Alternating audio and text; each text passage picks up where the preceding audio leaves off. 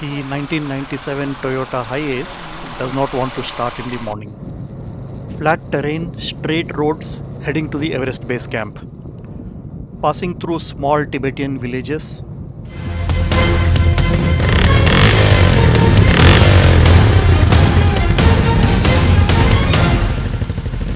Good morning, everyone. The Mount Everest is just about 70 kilometers straight line view from here and visible from our hotel rooms as well. So I woke up a little early in the morning to catch the view at the time of sunrise. It was an awesome view, and then also caught some activity happening at the nearby school. Today it's going to be a short 60 kilometers ride from Gangga to Tajiong, which is the town before we head to Everest Base Camp. We can't ride on our own vehicles all the way up to Everest Base Camp, so we have to go to Tajiong, and from there we have to take an electric bus, which will take us another 40 kilometers to the Everest Base Camp. We are running behind schedule on our departure today because the Toyota Hiace van in which Denis and Dika from Russia are traveling, that is not starting. And also Helen's bike, I think the puncture is not completely fixed. There is still pressure leaking from the valve, so she is also trying to top up the pressure. And David Bruce, who's traveling in the Volkswagen Amarok, has everything required to ensure car repairs on the road. And he and his wife Windy are trying and helping out Dennis to start up his vehicle. They are trying everything. David also made a few calls to some expert mechanics to get inputs from them as to what could the reason be and how to resolve that.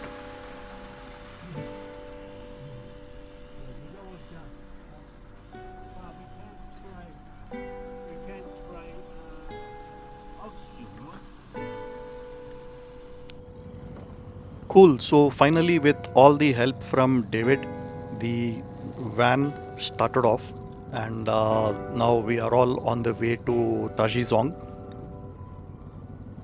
It's just going to be about 1.5 to 2 hours ride, and we will reach the Tajiong town.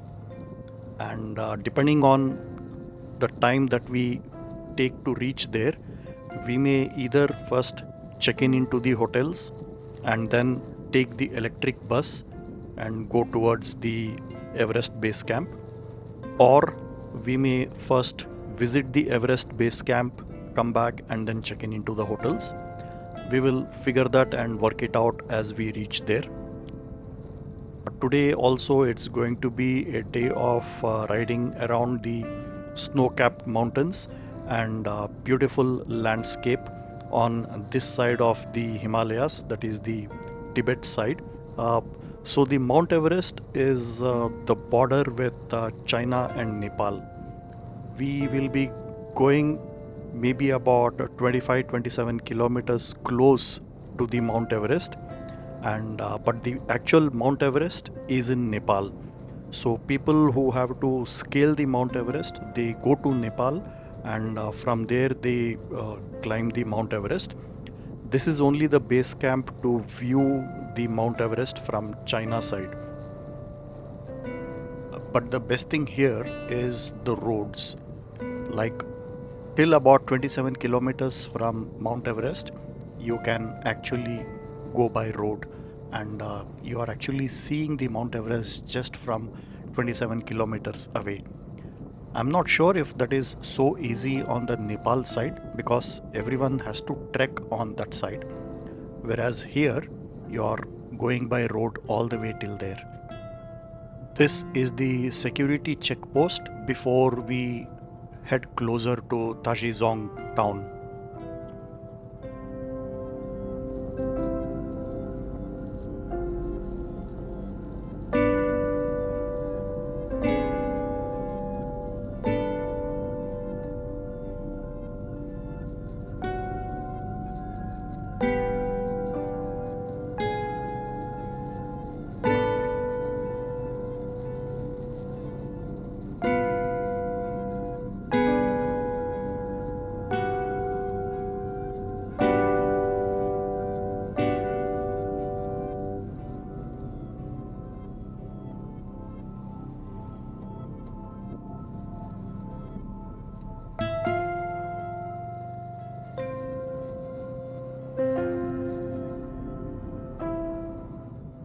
About to enter a small Tibetan village. The interesting aspect that I have seen across all these Tibetan villages is that all the houses, the design concept is more or less same. It's all rectangular or square, and windows are also more or less similar, and the color, the paint scheme, everything is same. And also, if you see, they use a lot of yak dung, which is like what we call in India as cow dung. Here there are not many cows but yaks, and they use a lot of yak dung. They use it for fuel, they use it for heating, they also use it to plaster the homes so that it's insulated. Okay, so the short ride comes to an end, and we have reached the town of Tajiong, and I think we are heading towards the hotel to check in first. Many hotels in this area uh, actually offer oxygen supply in the rooms. So there are some rooms which has by default oxygen being pumped in. There are some rooms where you can pay for extra and then they will switch on the valve so you can put in the mask and then breathe. So there are various options of oxygen pumping here. This is a picture of the central panel in the hotel where you get the air temperature, room temperature, and also the oxygen supply visibility. For anyone who's concerned about low oxygen at this altitude, I think it's not a worry. There are this portable oxygen cans that are widely sold in every single shop, and as I mentioned, many hotels have the option of oxygen supply in your room. So I think it shouldn't be a problem. That's the hotel where we will be staying tonight, the Everest Warrior Oxygen Hotel. So while I was doing the booking, I saw some rooms are by default having the oxygen supply, and some you can ask for it, and then after paying certain fees or certain charges, they will turn on the valve so that oxygen is getting pumped in into your room. We got our tickets and gotten into the electric bus heading towards the Everest Base Camp now. This is about 50 kilometers ride, not 40 kilometers, and it's about an hour's ride from the place where we boarded. It's a very small town, so we boarded the bus right in front of our hotel only, and now we are getting closer to the Everest Base Camp. One very interesting aspect about this bus is if you see the driver's seat, it has suspensions. As the road is bumpy, that chair is helping him absorb that bumps. But I'm really not sure how you are able to get the grip on your pedals. Again, we are very lucky today. It's quite bright, sunny, and to a certain extent warm as well. So we are able to just walk around this area. They have put up some markings over there to show the elevation of the Mount Everest, and we can walk beyond that as well. I think overall from here, from this point, we can still walk at least another 700 meters ahead towards the Mount Everest and still get a closer view. So I'll take a walk all the way till there, and let's see how it looks.